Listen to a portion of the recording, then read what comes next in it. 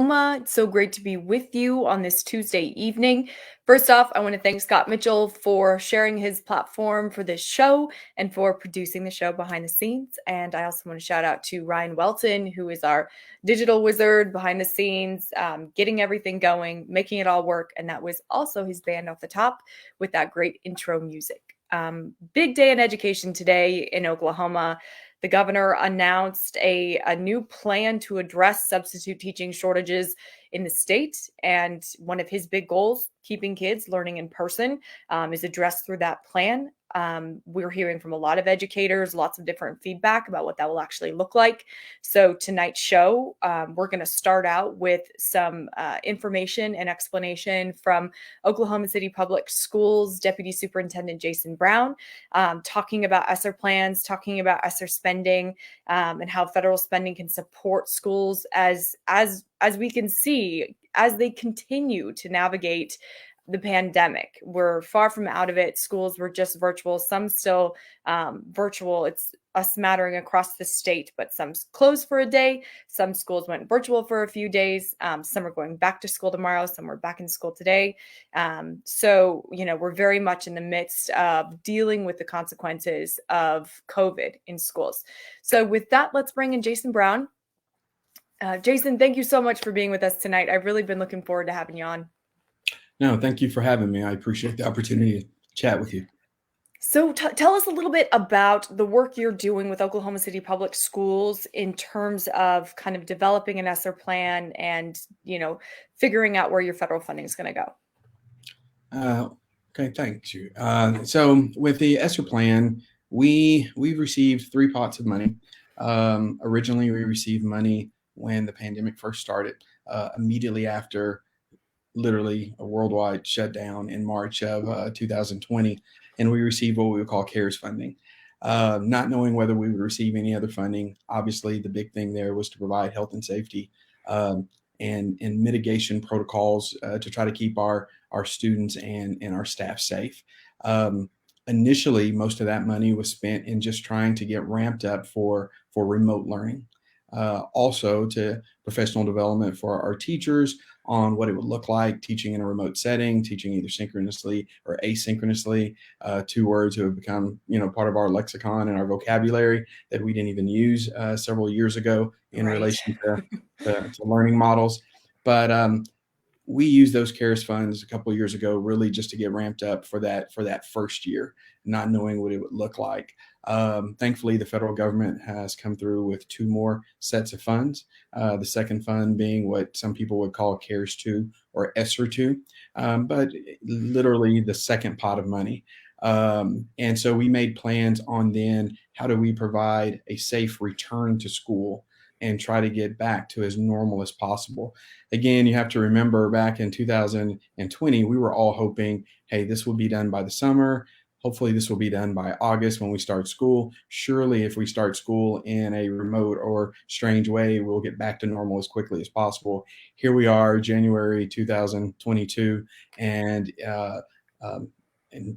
having even newer issues that we weren't prepared and couldn't even foreseen several years ago when we first started creating how we would use these funds. So that third pot of money came through about a year ago. We knew we would receive a third pot of money, and that's really what's called ESSER ARP funds. It's the largest pot of money that school districts around the country received. It is for not only health and safety, it is for trying to have a safe return to school. Actually, part of the use of the funds requires that you have a plan to return safely to school. And so it's for putting those long-term health and safety mitigation protocols in place. It's also to battle whatever coming issues may arise with the pandemic.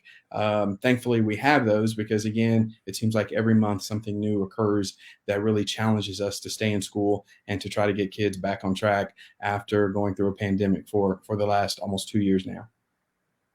What were the challenges last week? And there were some Oklahoma City Public Schools districts that went virtual. What were the challenges last week as the district was trying to keep, staff in place and students safe? Like what was the Omicron surge like in Oklahoma City Public Schools? So for Oklahoma City Public Schools, there's a plus and a minus for our protocols. The plus is that we feel like we abide by and stick strictly to CDC and Oklahoma City County Health and Oklahoma State Department of Health regulations as much as possible. We literally try to follow it to the letter, meaning that what happens when a person is positive, what happens when a person is around a person who's positive, what does that quarantine look like, what does that isolation time look like. And so in doing that, while we feel like we do the best we can and we follow our health officials guidance to the letter, it also means that we have a number of individuals who have to quarantine. um, so when we contact trace, and we actually use ESSER funds to hire contact tracers on a district level, we employ those at the site level as well. We contact trace when a person is positive. Everyone's aware that the Omicron surge, you can watch Oklahoma's numbers and you see the numbers over the last 3 weeks have just climbed drastically. And so every time there's a positive for a student or a staff member, we would contact trace. We contact trace following the guidelines that have been provided to us. We would identify individuals who were in close contact. We would then meet with those individuals, talk to them about how long they needed to quarantine, when they could test to come back, give them opportunities to test to make sure they're not positive then.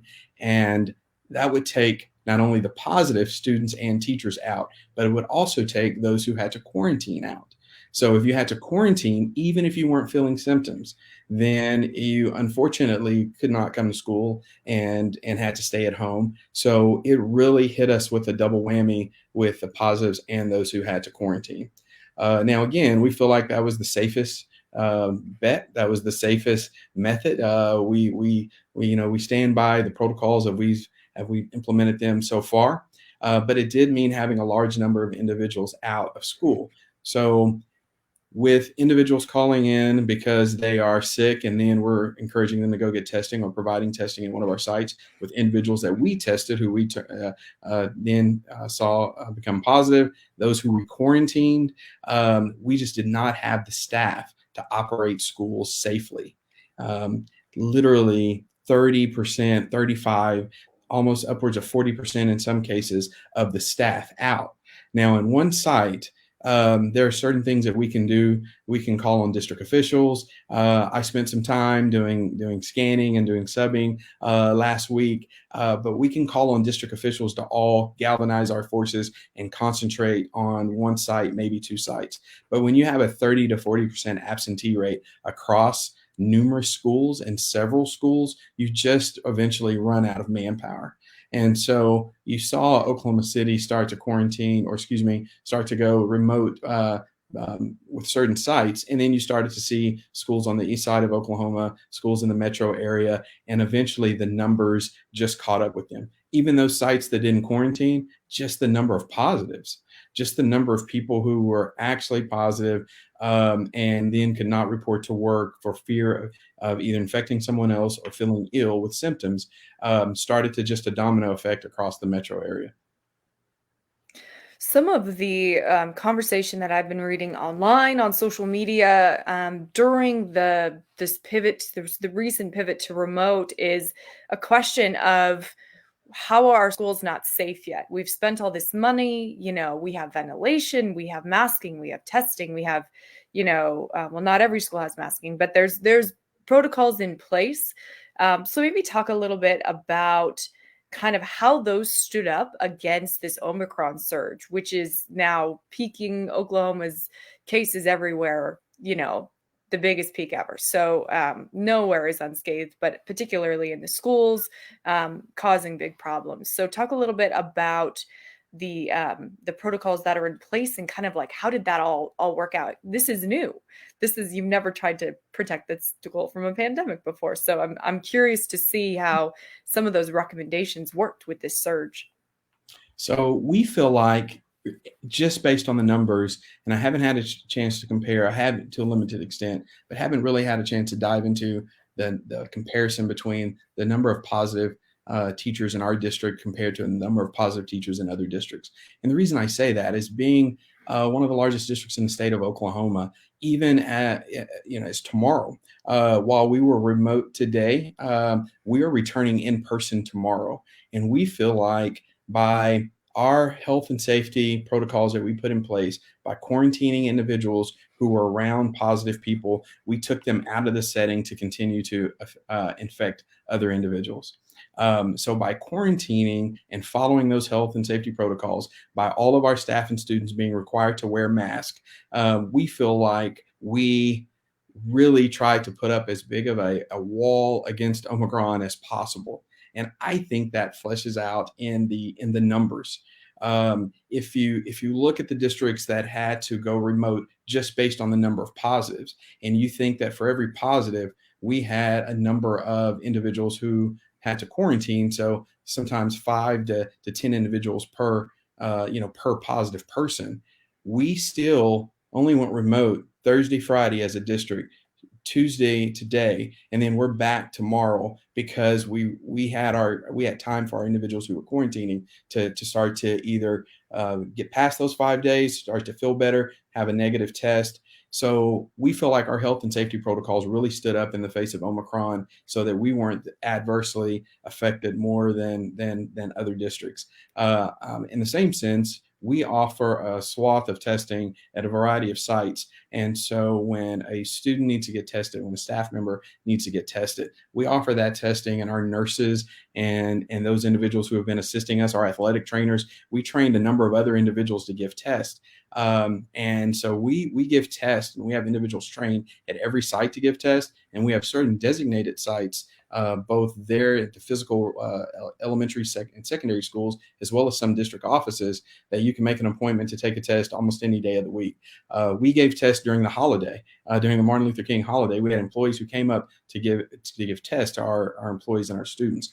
And so by frequent testing, by continuing to wear a mask, by the ionization protocols that we put in place, and we spent millions of dollars to put ionization in place in our sites to help filter the air, with the misting and the material and that we bought, and the equipment that we bought with ESSER funds. We started misting buildings and fumigating buildings. We've been doing that on a regular basis, but anytime we felt like we had a large outbreak, our team would go in and that evening or that day and mist that building. We missed buses. We feel like all of those health and safety protocols is what allows us to actually return to in-person instruction tomorrow, given that Omicron has really just ramped up the numbers of individuals who are positives around the state.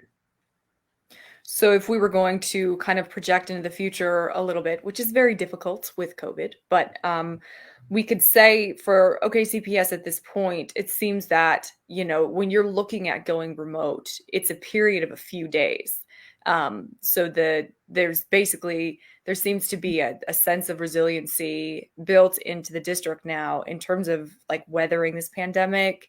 And this is all kind of underlined by a conversation that we've had in the community, and of course on this show, talking about this ESSER money ensuring, equity for all students, which I think is an important conversation to have when we're talking about navigating the pandemic. So I guess what's kind of your reflection on where OKCPS looks to stand in terms of this civil rights check that is state testing and ESSER funding, and some of those big themes underlying this conversation?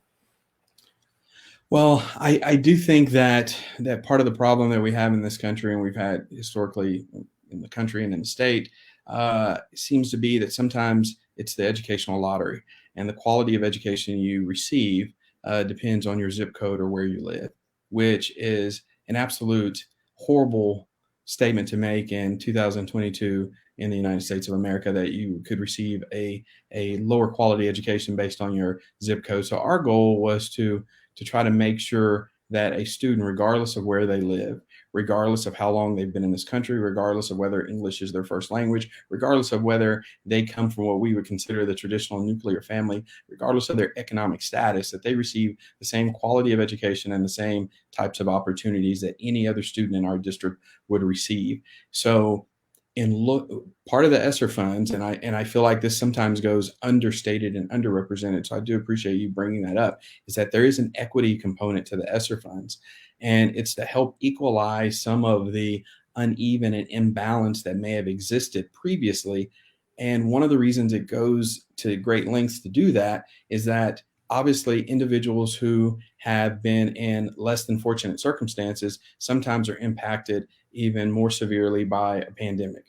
And this is the opportunity to truly really try to right the ship and equalize and even as much as possible to provide equity throughout. So we've tried to use the ESSER funds to do just that by concentrating on areas where we feel like there needed to be more intervention or more support, where there needed to be targeted intervention or targeted support. So what you won't find is you won't find that we took our ESSER money and we said we're going to split it evenly among our schools, or that we're going to split it based on per student population. And here's how the ESSER funds that you get.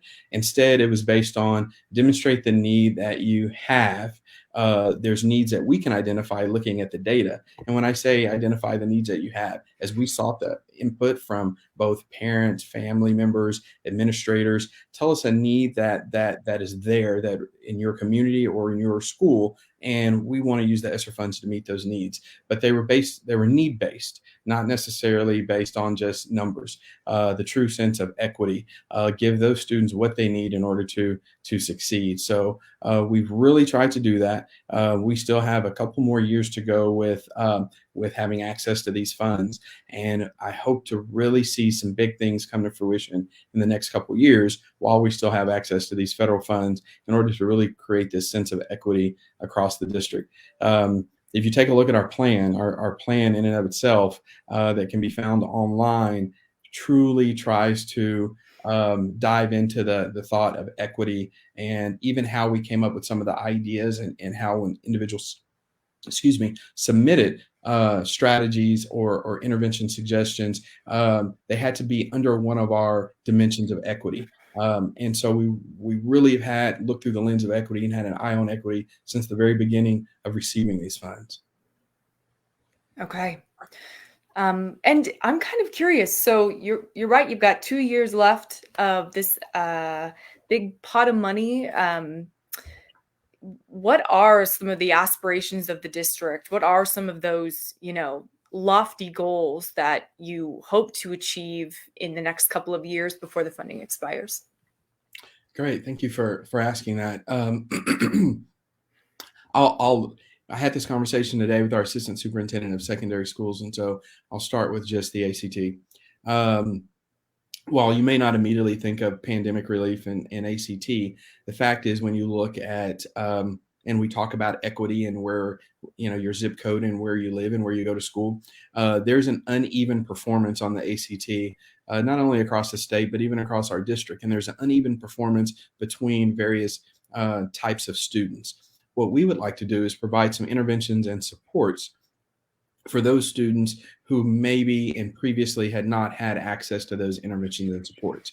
So with some of our staffing to provide ACT prep courses, with some of the software that we're purchasing, with some of the instructional strategies that we're using, and I take that as just one item, because when you take the ACT and when you take that as a benchmark of possibility of going on into the career and workforce and college and to be ready for that, then it's a great indicator of the opportunities that a student may have. And if we have high schools that have performed less than on the ACT, then we want to, we don't want schools who and students who went to schools that already maybe had a lower enrollment or moving on to successfully to the workforce or college, for that to be exponentially impacted by the pandemic. So not only do we want to remedy that and mitigate any further divide, we want to shore up that gap.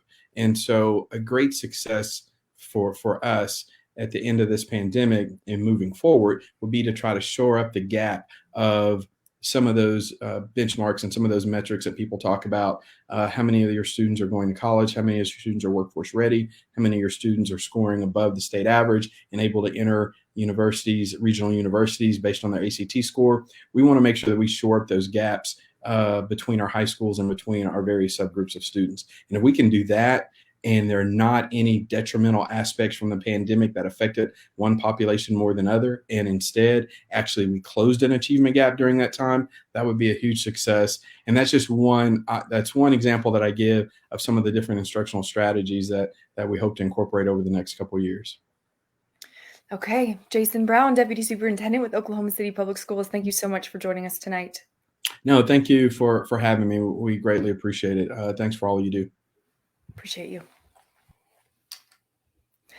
Really interesting. Excited to see where that ACT program comes out. It's, we talked to a variety of schools. We talked to everybody on this show, from rural schools, and it's interesting to hear, kind of the creative solutions that they're coming up with this kind of historic amount of money that needs to be spent in the next couple of years at this point, comparing it with, how a district like Oklahoma City Public Schools, which is like 30,000 students, I believe, a huge community.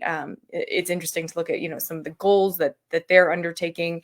I really appreciated Jason's comments on equity. It is a conversation that I think needs more attention as we talk about recovering from the pandemic, and we should be always asking who's recovering from the pandemic, who isn't, in terms of unfinished learning or access to education, just ensuring that every student has, the best opportunity possible at an education. So pivoting a little bit, now we have a couple of guests from Watermark Bank who are going to be doing something a little bit different than what they typically do. Scott, let's go ahead and bring them in.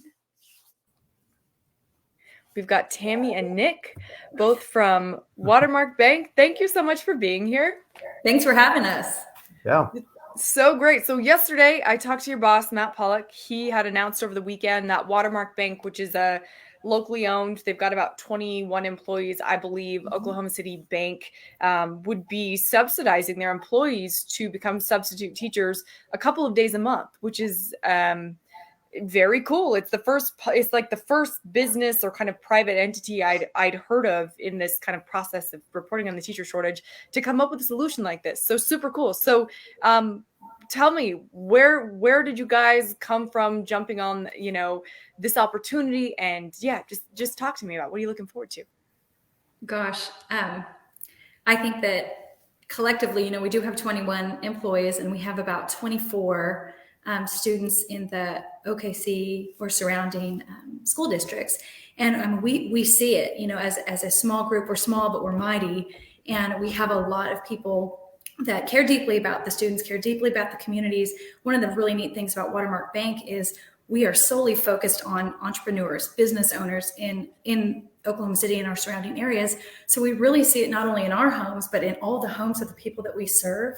And these last 2 years they've been brutal, and it's been, really eye-opening. And so I think, from leadership down, Matt Pollock, brought this to us and thought, like, how can we make a difference? Would you guys be up for this? And I don't think there was one person that didn't jump on board. Yeah, and I would agree. It was, when it was brought up to us, it was just an instant, I think for most everyone, it was like, wow, this is a great idea. Let's see what happens with this. And I know just telling my kids that I was going to go out there and start the application process, they were excited to hear about it, and that's cool. Not even nervous about dad coming into their classroom yeah.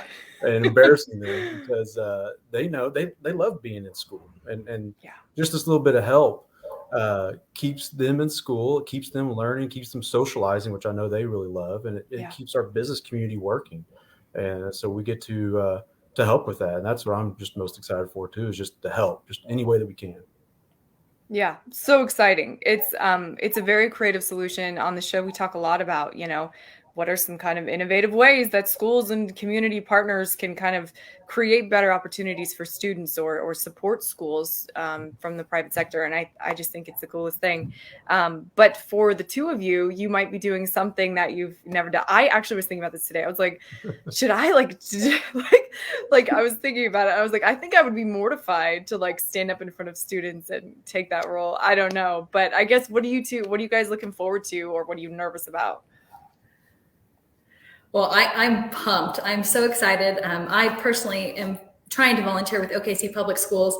So, Mr. Brown, I was so grateful for all the information that you gave. So many answers to so many questions. But I want to support the OKC metro area, and it's a process. I've learned a ton, and so I don't know how I'm going to be able to add the most value, but I can't wait to get in those classrooms.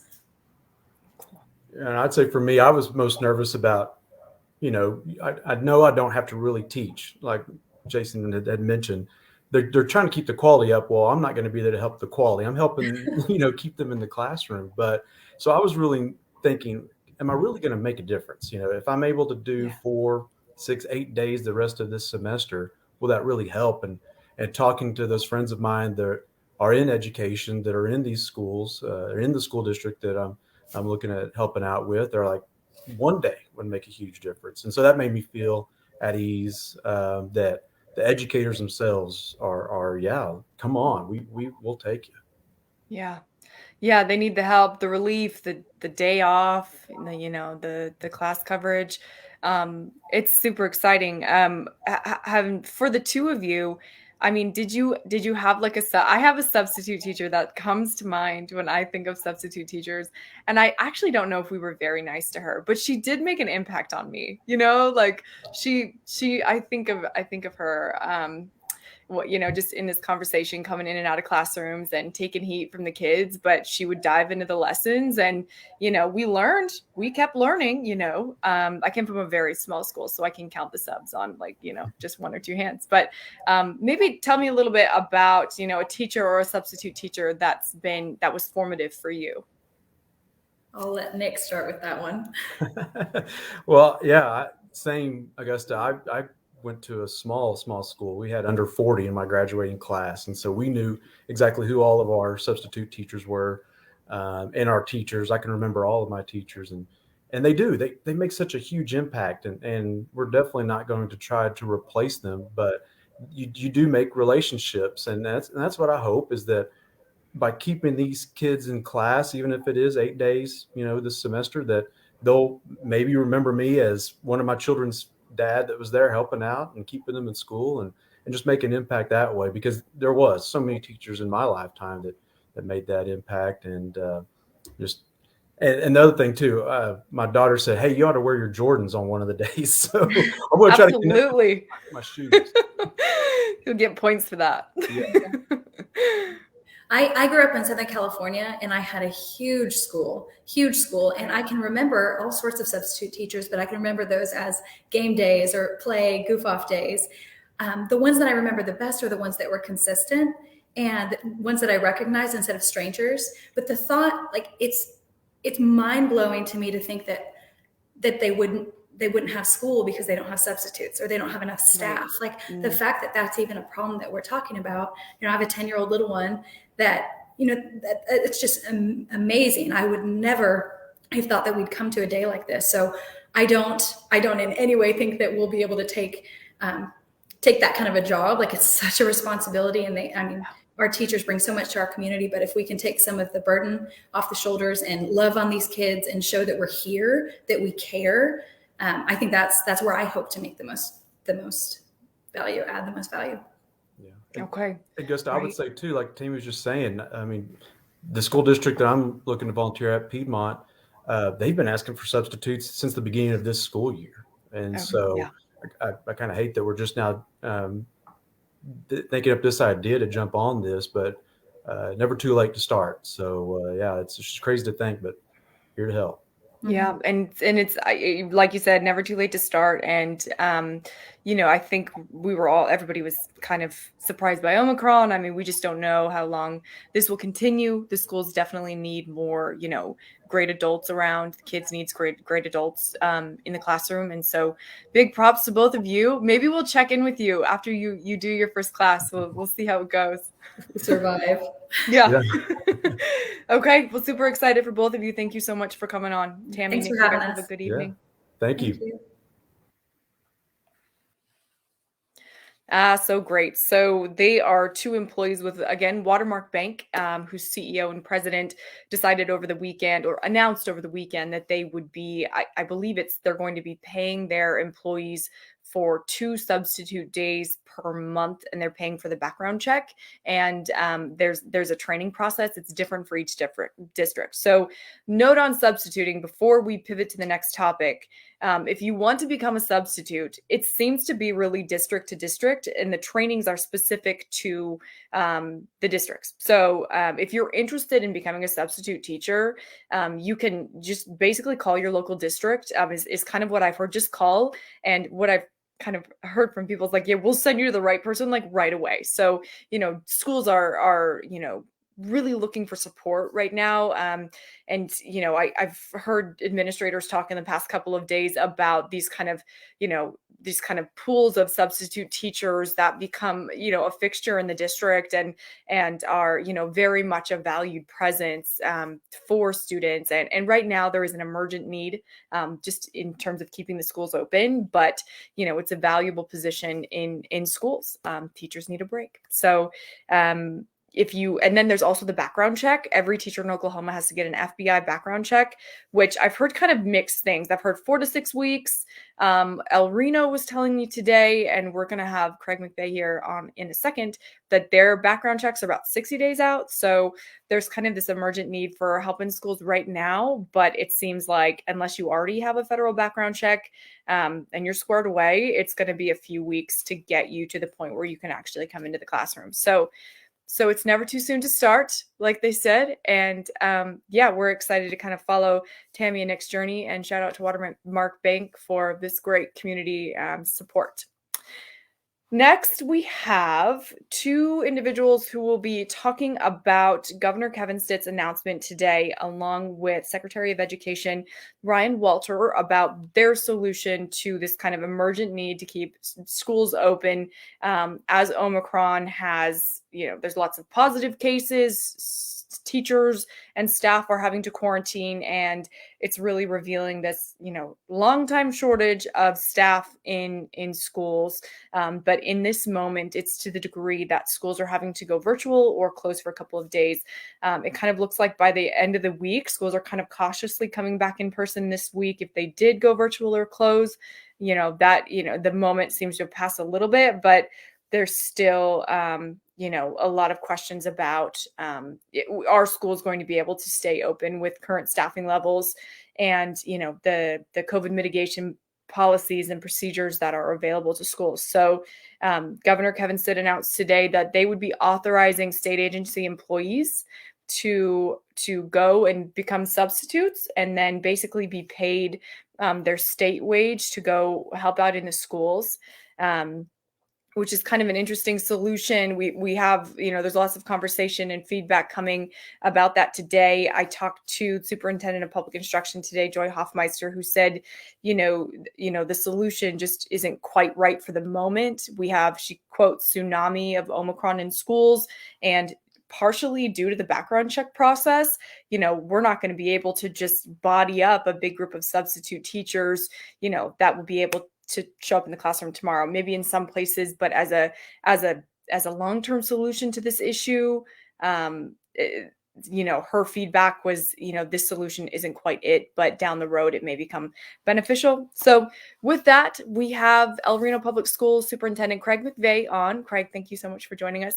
And then we also have Jamie Cole, who is the administrator of Oklahoma Advocates, which is a Facebook group for people who, follow education topics and advocate for schools in Oklahoma. Thank you so much, both of you, for being here. Thank you. Yeah. So, Craig, your mic is muted there. There you go. There we go. That before a few times. Okay, so I'm gonna let you two, talk this out. What is your reaction to the governor's solution to keep schools open? Go ahead, Jamie. Okay. Greg and I have talked today already. It's not a solution.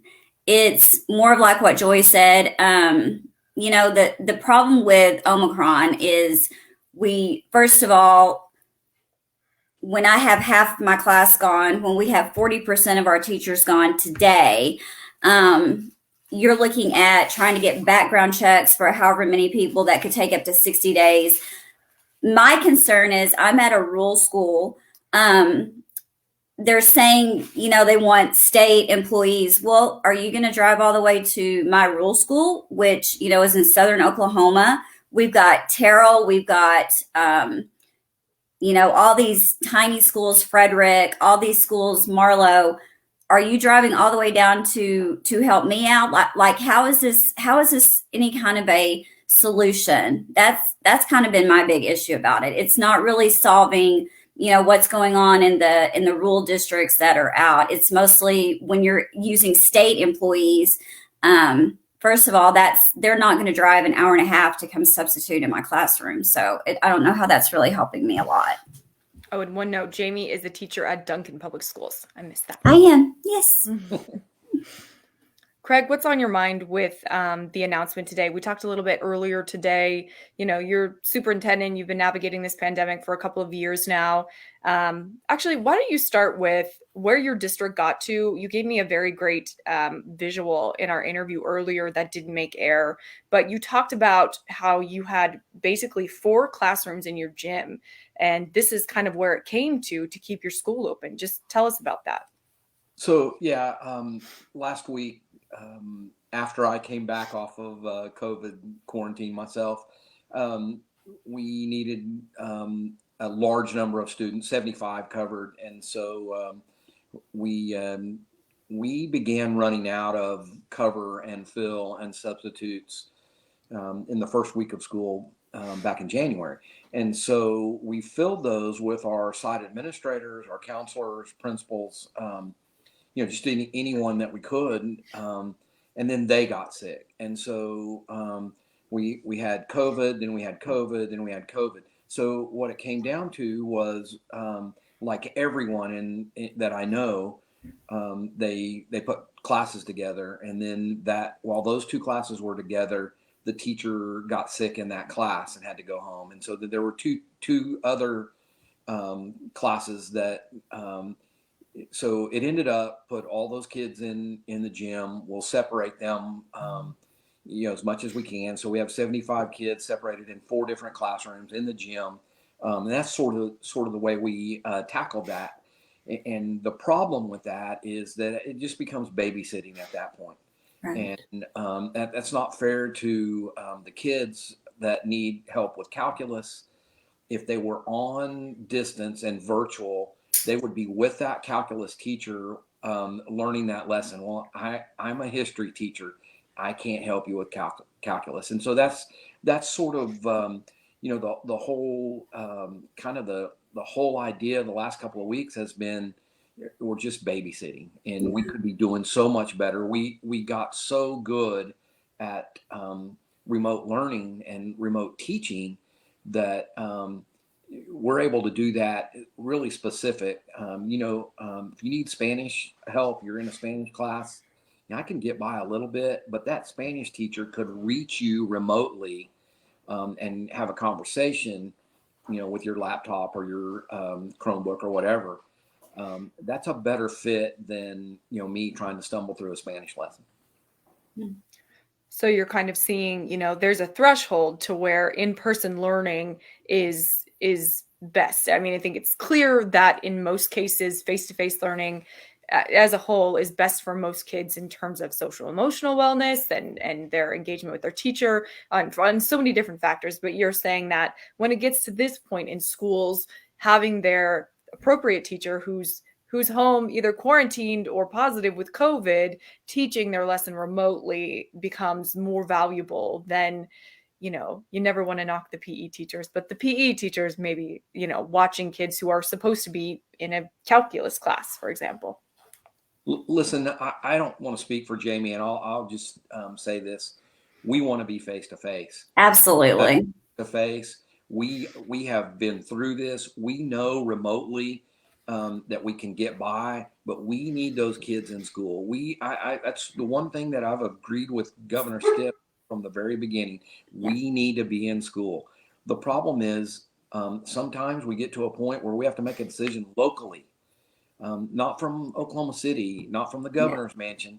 We need to make a decision locally about what's the best way to reach those kids. just stay out of our way and reach and teach is what we do. And again, I won't speak for Jamie, and I don't know how they're doing it down there, but I'm guessing it's going to be pretty close to that too. We want them face to face. I think whatever we have decision that our district superintendent has to make, which I think it should always be local control. I think it should always be left up to the superintendent and the teachers, with our guidance on what we're seeing and hearing. But I don't think any school should ever be shamed on what decision they have to make. We, as a district in Duncan, we have not shut down one time except for last week. And the reason with that, so the reason with that being is literally because we didn't have the manpower to be able to continue school safely. I think teachers right now, and I have a large Facebook group, 60 something thousand. The majority, I get DMs every single day. I get text messages every single day. And the feeling is like Mr. Mcvay said, we're not babysitters. I am very trained in my profession. I have 2 bachelor degrees. I have all these certifications. I've really honed my craft over 22 years. It's kind of insulting to think that you would just be able to stick a warm body in my seat. When I'm gone, I leave very detailed lesson plans. I teach 5th grade math. The substitutes and I know all of our substitutes for the most part across district. I'm at a small school, but teaching continues. There's not a movie propped in and they watch a movie all day long. My teaching has to continue. And it's just really insulting to us to think that we could just be so easily replaced. That's not right. And that's very degrading to our profession. So, I think that's where a lot of teachers have really felt it was kind of a slap to the face when Secretary Walters made his statement last week. That's not helpful. Like we want to be face to face. I am not a good technology person. Getting everything ready, going virtual learning, it's difficult. My heart goes out to those teachers that have had to switch to virtual. I've never been in that position. We've, except for back in 2020 when we were all learning how to do Zoom. I had my little whiteboard here trying to teach math, and doing all that. And but teachers have now honed that. I mean, we've had 2 years to do it, to learn how to do it. If I need to go virtual tomorrow, I can pick up and I can go virtual and I'm going to be fine, as of most teachers are. So I think we really need to circle back on that, we can't. And while I think the pandemic has really brought awareness that we have a huge shortage of teachers and we have a huge shortage of substitutes. So if anything, that has been brought out to light, and maybe the community sees, hey, wow, these teachers, they're really working hard and doing all that we can do to keep kids face to face and keep them in school. I know we've all covered classes. We've had our superintendents covering classes. They've been driving buses. They've been in the cafeteria. We've had, pulling aides from wherever we can pull them. So trust me, we have done our dead level best to keep kids face to face in school. It's always the decision to have school, not have school, go remote. It's always critical and, absolutely, and not something that we just take lightly. We don't just flip a switch and say, "Oh, well, we're not gonna have school tomorrow. You guys are on your own." That's not the way that works. Yeah. There's a lot of conversation. There's a lot of science. We use our local experts a lot when it comes to the decision making. And it is insulting, Jamie, that somebody in Oklahoma City can sit up there and scold us for shutting down, as if it was not the last resort. It's the first thing. It's just it's pretty awful.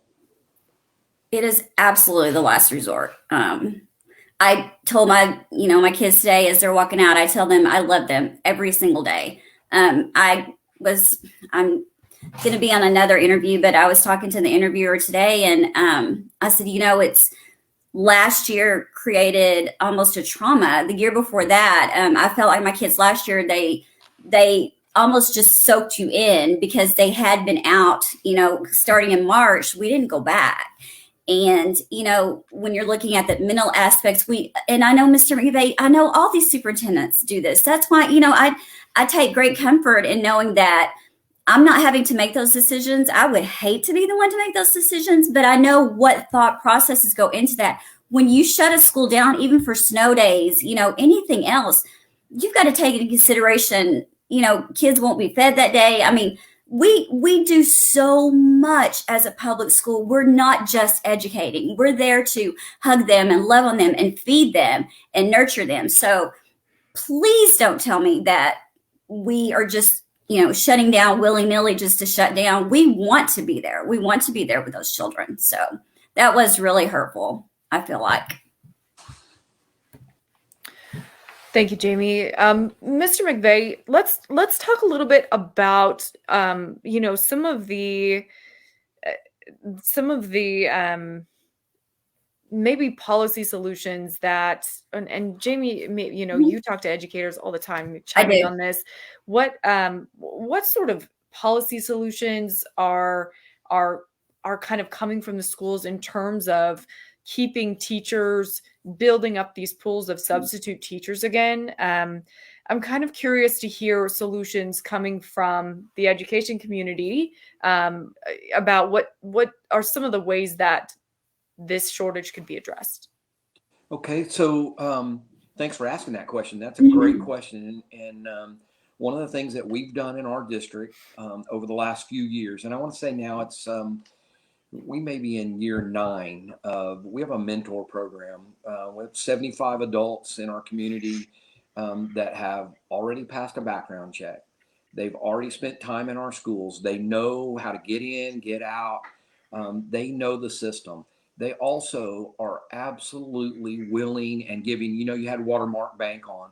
I cannot tell you how many times Bank First people have sent their people when we need them the most. Yeah. Cool. We have a great partnership with the city of El Reno. All those people have passed their background checks. And it works both ways. We get some firemen in, and the kids love that. We get policemen in, and they love that. And they also get to build a non-threatening relationship with some of our kids. And so that partnership works really, really well. So we have those two things. We have the partnerships with local officials in the city. And then we have our mentors that have been, some of them have been with us for 9 years. They've already done our orientation program, our mentor program, Students Striving for Success, works. And those people are really giving. A lot of them are retirees, and they come back and listen to kids read. So they have a little bit of a head start when it comes to subbing in the classroom. Many of them sub as well, but most of them just volunteer their time. And when you've heard a retired music teacher subbing in our music class, you don't see any difference really, because that's a different situation. That's not someone that came from the transportation department trying to teach music. That's a former music teacher who's passed a background check, comes in. So those are things that most schools they have these partnerships that are already in place. This is not something new. No. Hey, business leaders, we sure could use a hand. We get that already. We have a great relationship with the Ministerial Alliance. So we get those pastors who are already on our sub list. They've already been eating lunch with their kids. And so they're already well tuned to what our policies are. Yeah, I mean, you ask about policy. Our policy is building relationships and doing it in a way that helps kids. And we have that going on nearly every day somewhere in our district. And Augusta, he's exactly right. But here's the problem. We're in a pandemic. Not too many people want to walk into a classroom of 25 to 35 kids and, teach, especially when we had the Senate bill, 658, I don't know. Right. I think, that literally shut down any start of a mitigation that we had. And that's why I believe we were able to stay open all of last year, is because we had such a strong mask policy. We had all these different things in place. And literally, here it is. We're, in the middle of this huge, huge pandemic. Not a lot of people want to walk into a building where they know cases are raging out of control, and there's a reason why that teacher's gone, and it's probably because they have COVID. So, like subbing is not a new concept, and it's definitely something that's very much needed. But Craig is right. And we have a small community, but we do have amazing partnerships with so many of our business leaders. Like he said, the ministry, we do have pastors that come in and eat lunch and stuff with our kids. So yes, absolutely. But the problem is trying to get someone in my seat right now. If I develop this and I'm gone tomorrow, I have to find my own sub. I'm going to be, till 3:00 in the morning trying to find a substitute, and there's not any. So what are we doing today, right now, to get people in? Okay. I'm kind of curious to see like how this executive order will roll out. I'm sort of, are you kind of curious to see what will happen? I'm always curious. Always. there might be, people stepping up. It might create, Mr.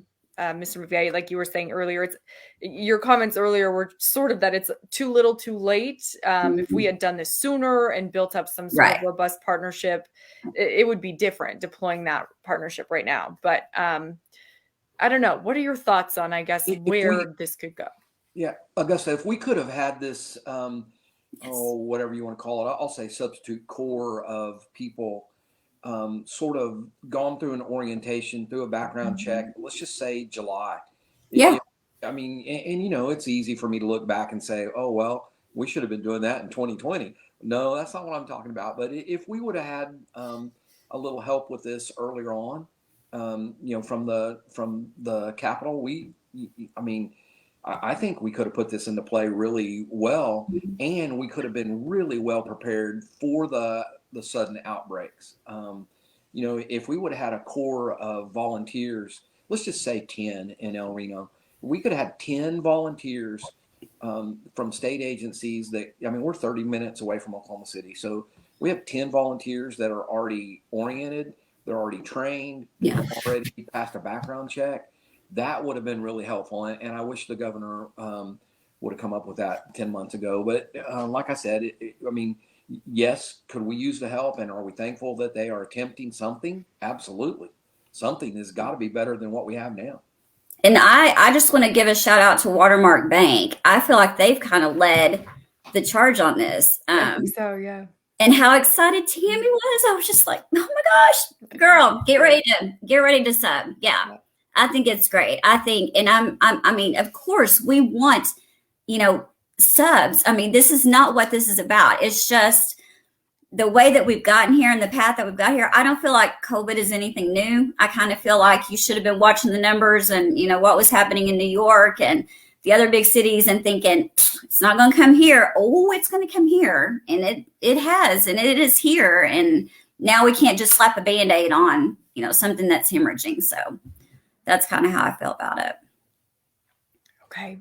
And I would love for both of you to leave our viewers with kind of one last thought about just kind of where, maybe just like in a nutshell, how are you? How is your school? How are your kids? Just kind of one last thought. There's a lot of information out there about how schools are doing, and I dare say sometimes misinformation, but sort of, from a superintendent, from a teacher in a rural school, how are you doing? How's the school? How are the kids? That's funny. I had a mom today tell me, I teach 5th grade math. She said, you better be prepared to go to middle school with my children because they don't want to let you go. And because her daughter's having a quarantine this week. So, the kids are great. The kids are amazing. I literally have the best class ever. We want people to understand that we are doing this for the kids. Trust me. With my salary, there's no other direction for that to go. We want you to understand how much we want to be face to face, how much we love your kids. substitutes are welcome. We would love to have substitutes. What we need to figure out is how are we also going to get more qualified teachers to teach your kids. So those are the two big takeaways I have. Okay, thank you. Yeah. For me, it's almost the same, Jamie. Our entire school district is based on relationships with one caring adult, and if we can have one student that we save because they have one person that they could talk to, that they could build them up, and that's the whole basis for what we're doing. And that can't be done as well on a monitor as it can be, with a pat on the back. And so we want them to be face to face. We have incredibly resilient kids led by incredibly resilient staff members.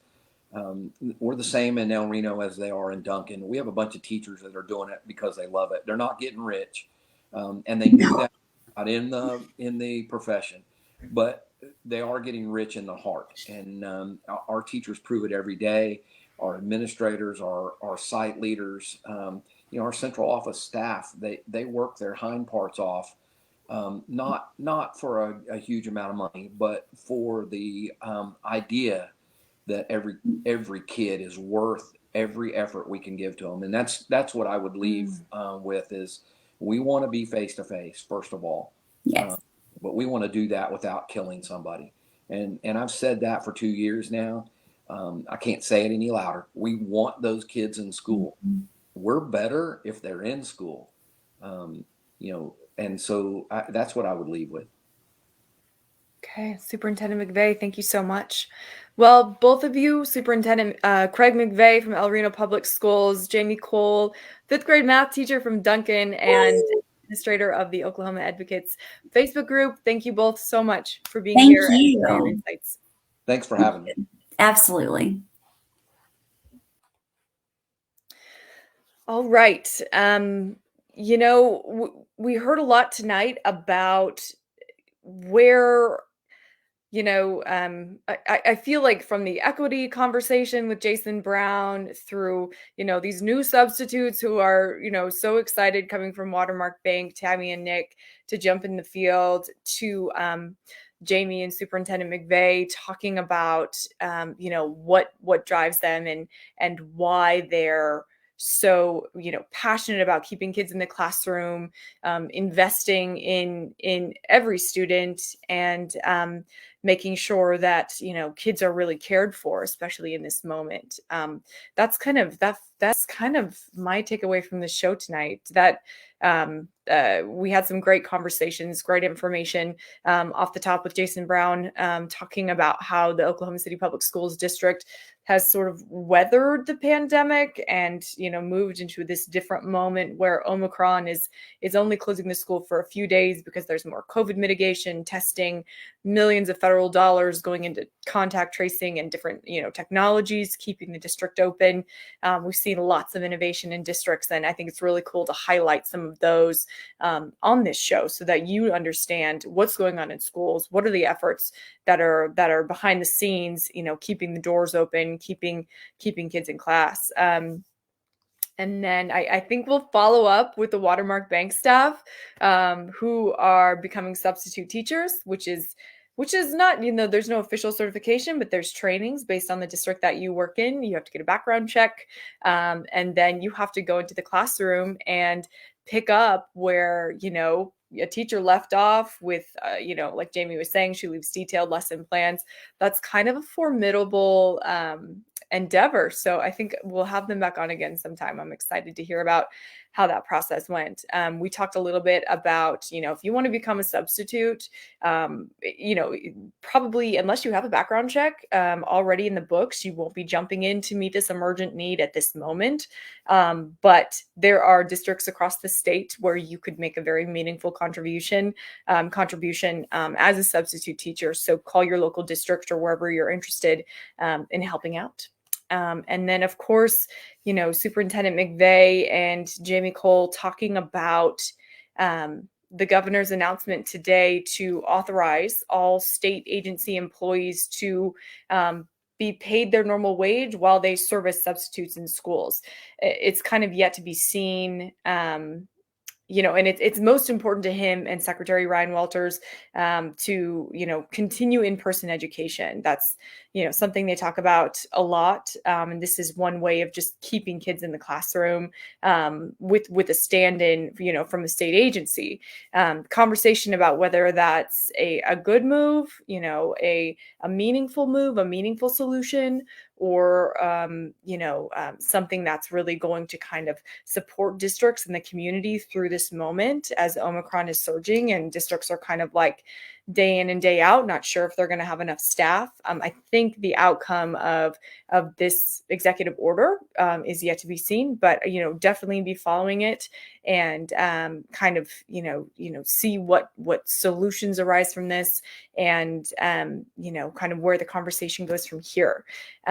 This is Education Watch Oklahoma. Again, a big shout out to Scott Mitchell for producing behind the scenes, sharing his platform, being wonderful as always, and to Ryan Welton with News 9 and News on 6, who facilitates all of the techie stuff behind the scene and also has shared his wonderful band with us so that we can have a great intro off the top of the show. So I'm Augusta McDonnell, and thank you so much for joining us.